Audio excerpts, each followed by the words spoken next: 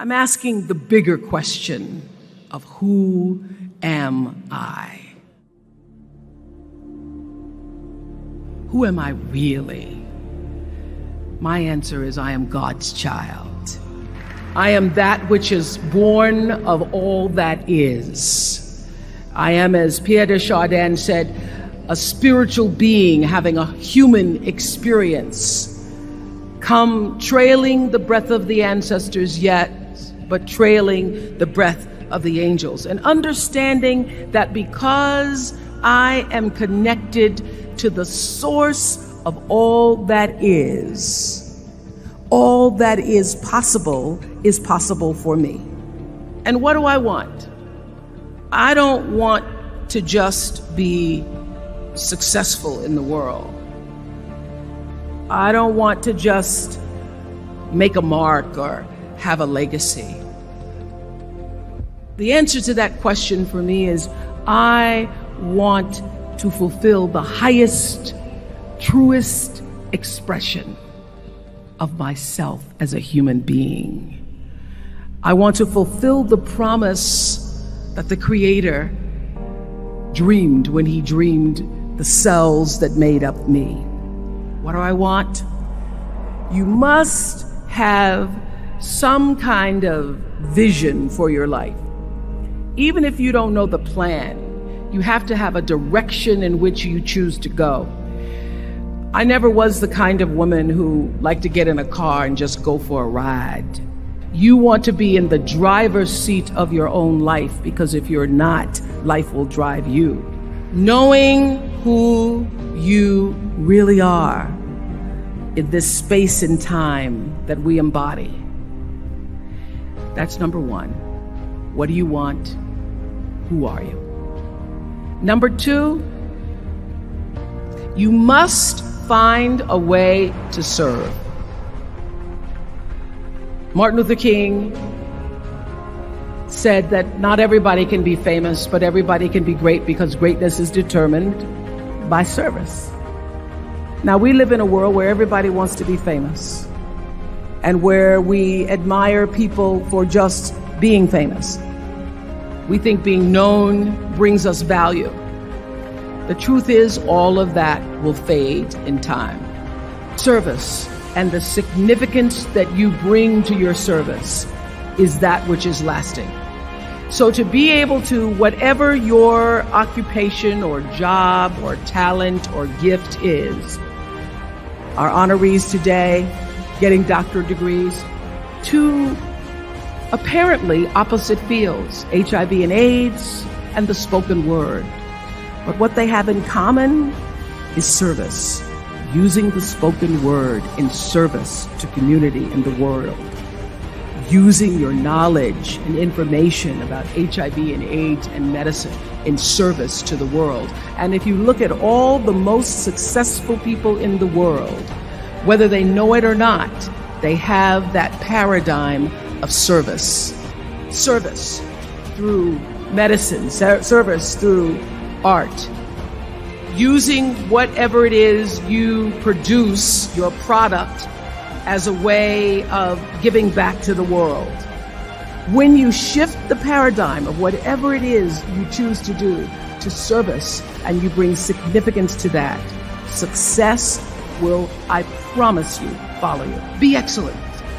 Let excellence be your brand. Everybody talks about building a brand. I never even knew what that was. When people say, you're a brand, I would say, no, I'm just Oprah.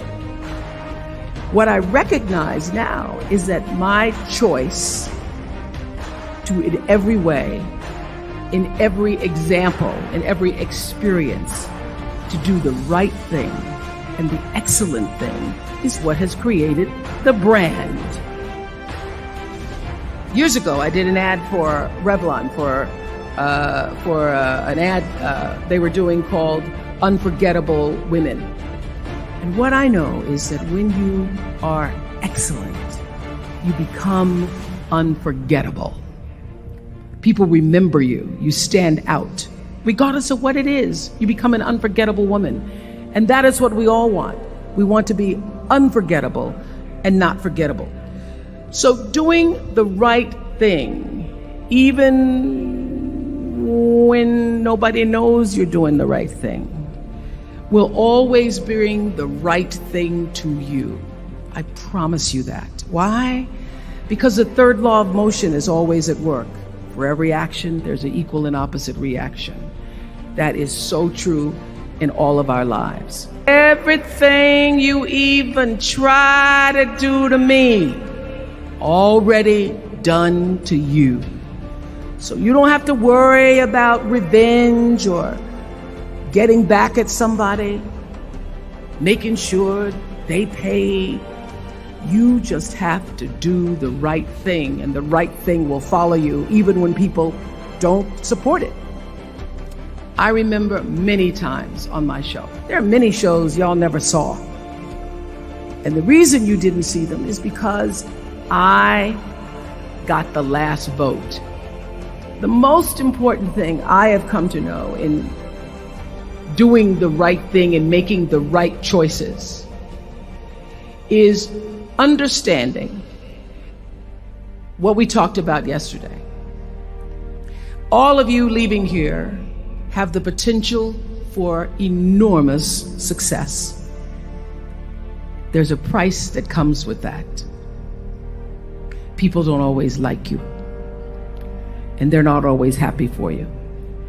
And if you surround yourself with people who are not accustomed to your success, they become fearful, they become scared, because you are reflecting back something to them that they don't recognize.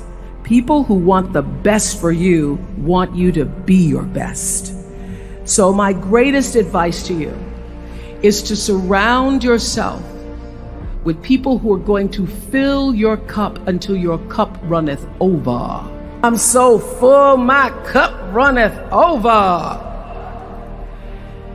And to know that once your cup runneth over, you cannot spend your life with your gallon-size offerings, offering them to pint-sized people.